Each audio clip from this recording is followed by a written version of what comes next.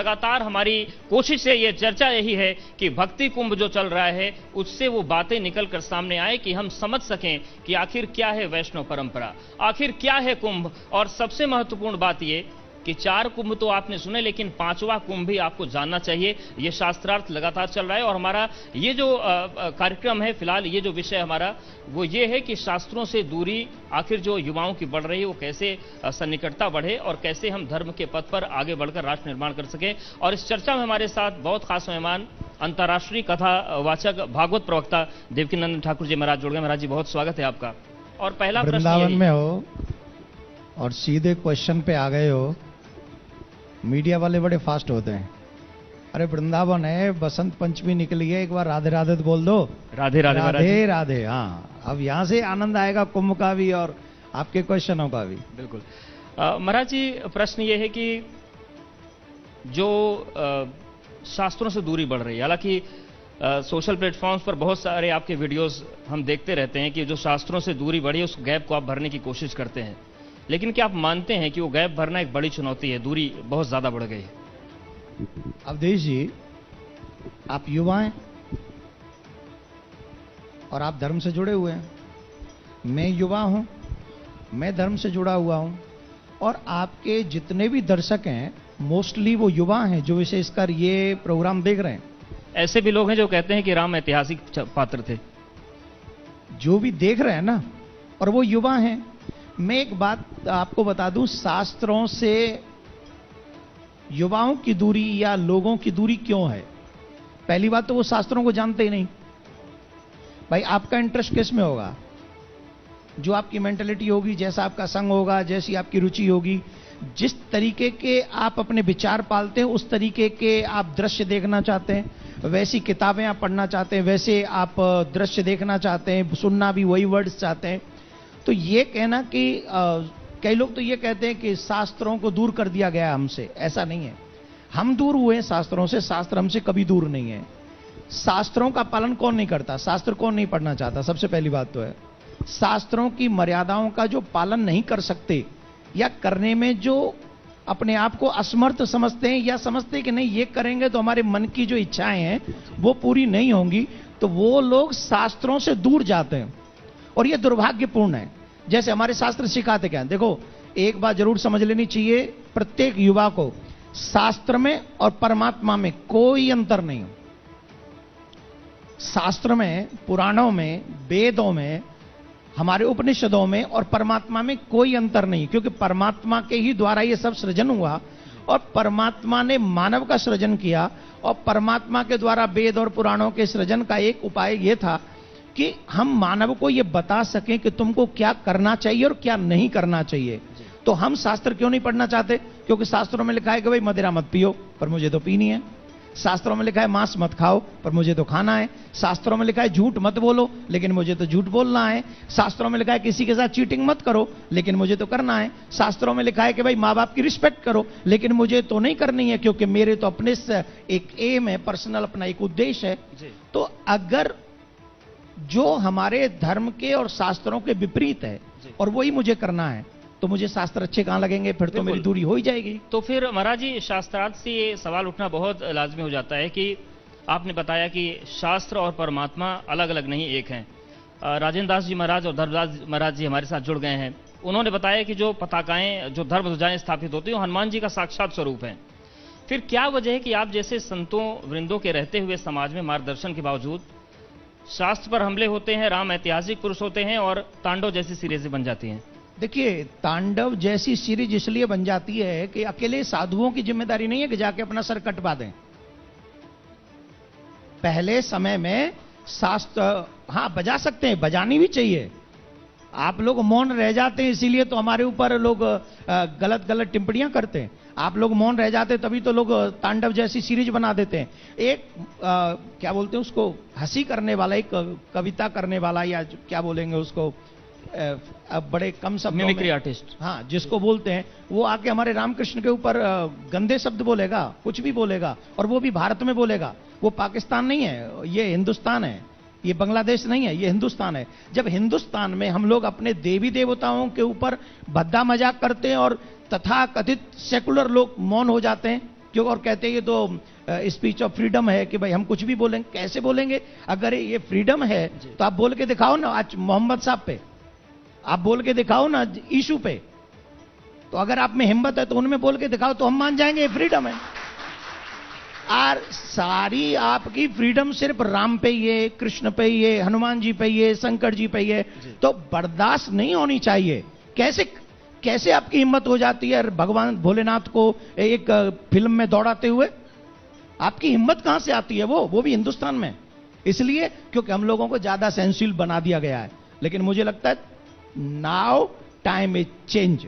हमको कुछ न कुछ इसके लिए करना चाहिए। जिम्मेदार कौन है? समाज, राजनीति या कोई और? जिम्मेदार है सिनेमा, जिम्मेदार है तथाकथित जो सेकुलर अपने आप को कहते हैं, और जिम्मेदार हैं वो जो कुर्सी के लिए कभी कुछ और कभी कुछ कर जाते हैं। ये तीनों लोग जिम्मेदार हैं। सिनेमा भी जिम्मेदार है, क्योंकि सिनेमा में आप पिछले कई सालों से देखो, सिर्फ और सिर्फ हिंदू धर्म को टारगेट किया जा रहा है जी। चाहे वो आश्रम फिल्म बने, चाहे वो क्या नाम है तांडव बने।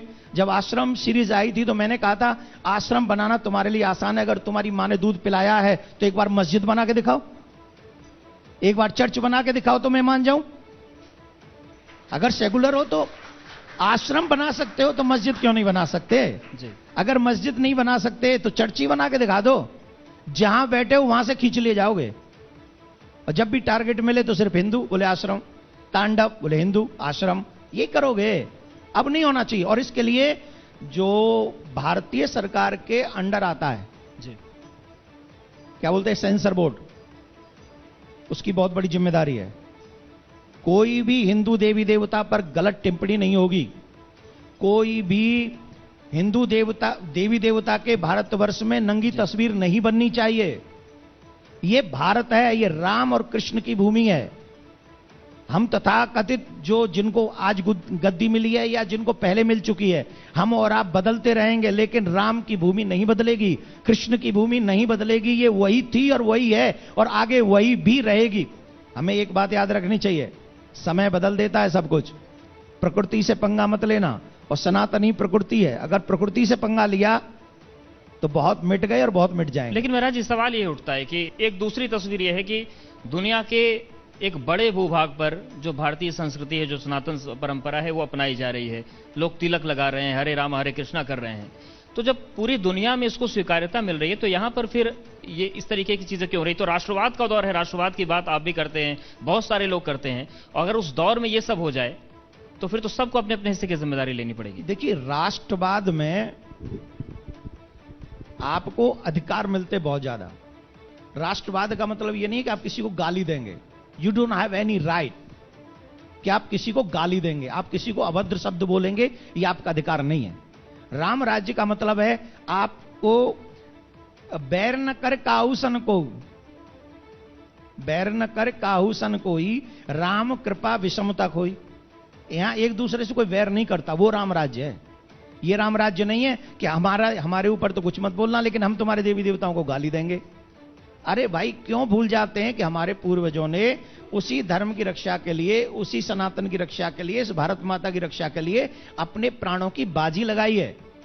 यह है सच्चा हिंदुत्व और यह है सच्चा हमारे देश के प्रति देशभक्ति कि हम इस गद्दी के साथ साथ अपनी भारत माता और भारतीय संस्कृति का अपमान न होने दें।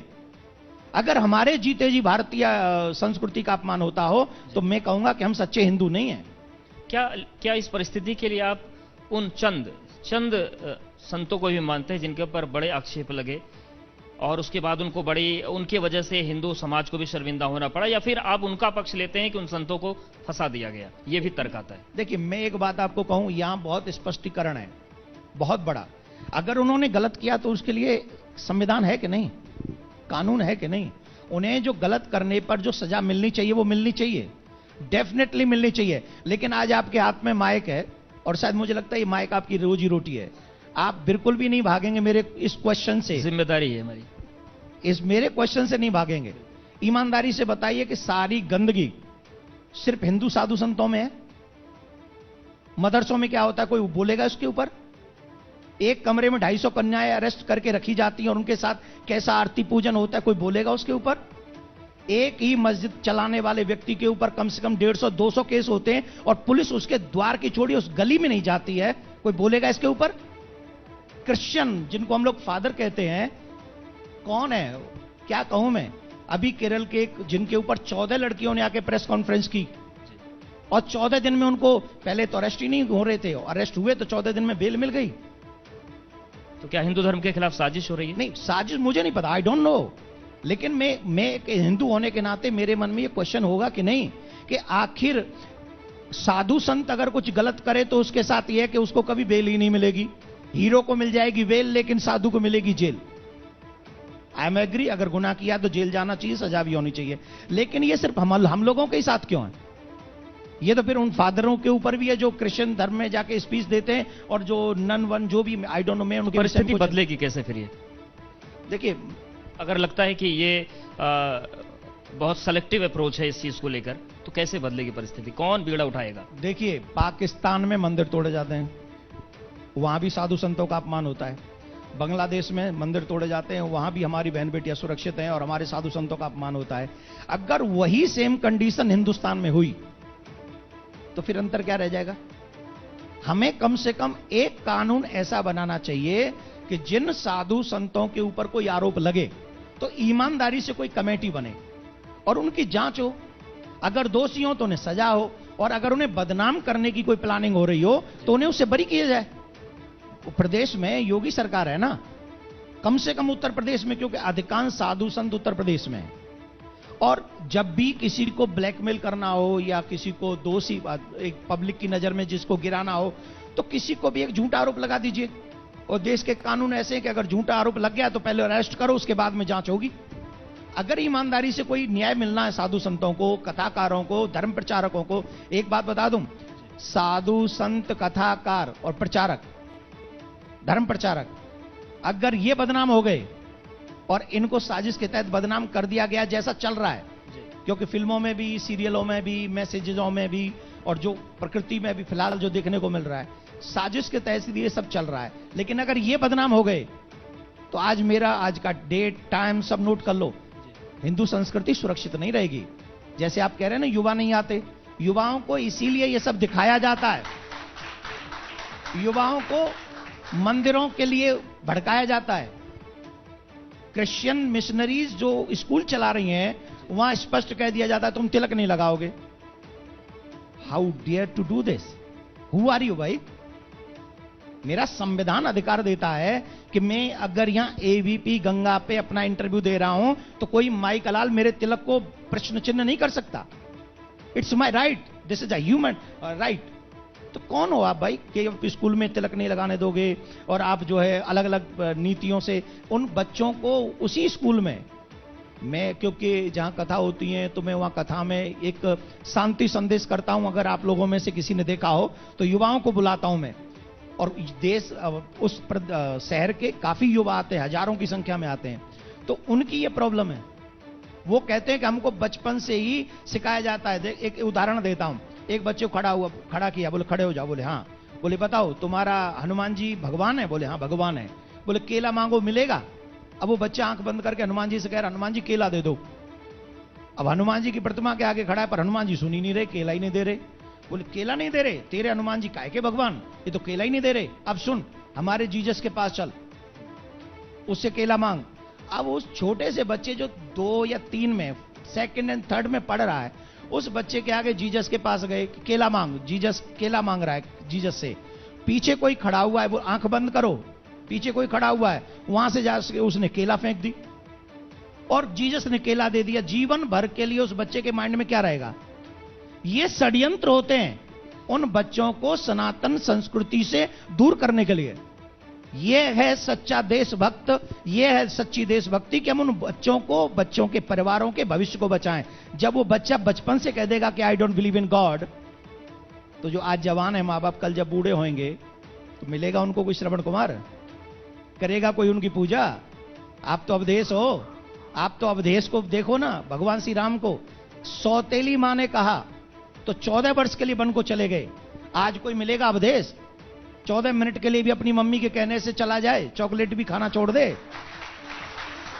क्यों नहीं मिलेगा? क्यों नहीं मिलेगा? उसके पीछे रीजन क्या है? रीजन है हमारी मॉडर्न एजुकेशन। जब तक मॉरल एजुकेशन उन बच्चों को नहीं दी जाएगी, तब तक वो शास्त्रों से दूर रहेंगे, जो कि आज आपका कार्यक्रम है शास्त्रार्थ। उस अगले चरण में जाएंगे, लेकिन जो राजनेता हैं, बड़े बड़े जो पदों पर लोग बैठे हैं, आप लोगों से आशीर्वाद लेने आते हैं, आप देते भी हैं, और संत कोमल हृदय होता है, आशीर्वाद देता है। लेकिन क्या आपको लगता नहीं कि जिम्मेदारी उठानी पड़ेगी? बहुत सारे ऐसे लोग हैं जिन्होंने, जिन चीज़ों का आपने जिक्र किया कि मंदिर लोग नहीं जाते, शास्त्रों से दूर रहते, तमाम ऐसे लोग हैं जो राजनीतिक हितों के कारण अयोध्या नहीं गए। अब हालांकि अब सुप्रीम कोर्ट का निर्णय आ गया तो जाएंगे, पर कई जगहों में अभी भी उनको दिक्कत हो रही होगी। तो ऐसे लोग आशीर्वाद देना ही बंद कर दीजिए आप लोग। जैसे SC/ST एक्ट में हुआ था मध्य प्रदेश में, क्या हुआ पूरा देश जानता है। आप भी मेरे ऊपर ब्लेम कर रहे हैं? नहीं, ब्लेम नहीं कर रहा हूं, एक जागरूकता की बात आई थी और सवाल उठे थे, तो क्या उन सवालों को फिर से उठाने की जरूरत है? मुझे एक बात स्पष्ट तौर पे देखिए, जब तक चुनाव नहीं होता तब तक कोई भी व्यक्ति किसी एक पार्टी का होता है, लेकिन जिस दिन वो चुनाव जीत जाता है, विधायक का जीत जाए तो वो पूरी अपनी एरिया का विधायक होता है, डिस्ट्रिक्ट का विधायक MP होता है, डिस्ट्रिक्ट का मालिक होता है। वैसे ही जो पार्टी चुनाव जीतती है ना, वो प्रदेश की हो जाती है पूरी, या देश का चुनाव जीते देश की हो जाती है। उस समय क्योंकि ये हिंदुस्तान है, हमें ये ध्यान रखना चाहिए कि अगर हमें तकलीफ है मंदिर जाने के लिए, तो न तो हमें जनेऊ पहनना चाहिए चुनाव के समय, न हमें किसी मंदिर में जाना चाहिए चुनाव के समय।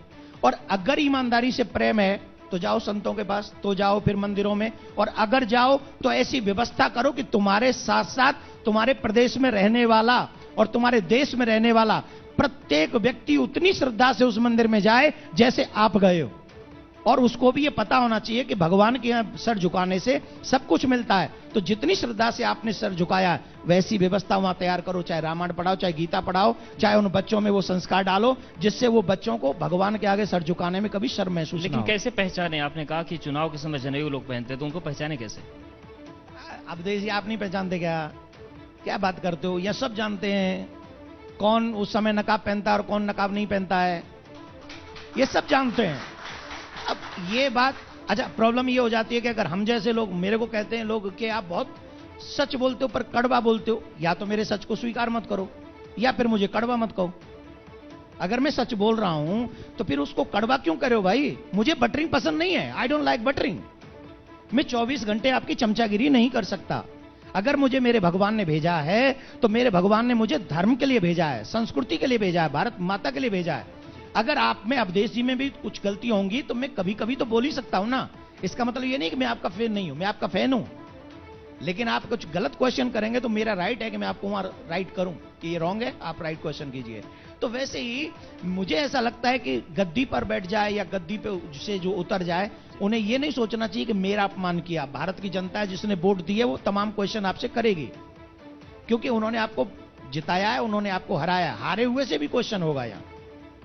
और हमें अगर भारत का कोई भी पद मिलता है तो मुझे ऐसा लगता है सबसे पहली जिम्मेदारी अगर कोई होती है तो वो है भारतीय संस्कृति को जिंदा रखना, पाश्चात्य कल्चर को जिंदा रखना नहीं। ईमानदारी से बताइए, यहां पर तमाम बुद्धिजीवी लोग बैठे हैं, कौन कौन चाहेगा कि शादी के बाद कोई भी हस्बैंड किसी के भी साथ घूमे? कौन कौन चाहेगा कि हमारी जवान बेटियां अनमैरिड होते हुए भी किसी के साथ चली जाएं, सो जाएं, रह जाएं? आई एम सॉरी कि मैं ये वर्ड यूज कर रहा हूं, पर ये कानून इस देश में, ये भारतीय संस्कृति का क्या रूप है बताइए? कौन से रूप में? कौन सा पत्रकार कहेगा कि ये बड़ा अच्छा कानून है भाई कि हमारी बेटी की शादी नहीं हुई लेकिन वो जिसके साथ जाए वो रह सकती है? ये भारतीय कल्चर नहीं है, this is not our culture. ये इंसल्ट है भारतीय कल्चर की, ये अपमान है भारतीय कल्चर का। शादीशुदा होने के बाद में कोई भी मर्द, कोई भी स्त्री पराये पुरुष के साथ नहीं जा सकती। ये पर्दा है, ये मर्यादा है, हमें इनका सम्मान करना चाहिए। हमें भारतीय संस्कृति, जो भी सत्ता में आए उसकी सबसे पहली जिम्मेदारी है भारतीय संस्कृति को जिंदा रखना, बातों से नहीं, कामों से। लेकिन अगर वो जिम्मेदारी ना निभाई जा सके तो क्या संतों को बीड़ा उठाना पड़ेगा? और फिर से मैं फिल्मों पर ही लौट के आ रहा हूं कि PK, आश्रम, तांडव। तो अगर मुंबई वाले नहीं मान रहे हैं तो क्या ठाकुर जी अपील करेंगे अपने भक्तों से कि आप लोग देखना ही बंद कर दो? क्या इन चीजों पर जाना ये अपील तो हम कर चुके हैं कि ऐसे लोगों को बहिष्कार कीजिए। और आपने मेरे ट्विटर पे जाके देखेंगे तो आपको पता चल जाएगा। मेरी सोशल साइट्स में मैंने वीडियोस भी डाली हैं कि ऐसे लोगों का बहिष्कार कीजिए। उसके चलते काफी बॉलीवुड के जो अच्छे लोग हैं वो भी मेरे पास आए कि आप बताइए, हम कुछ फिल्म बनाना चाहते हैं, आपके शब्द सुने।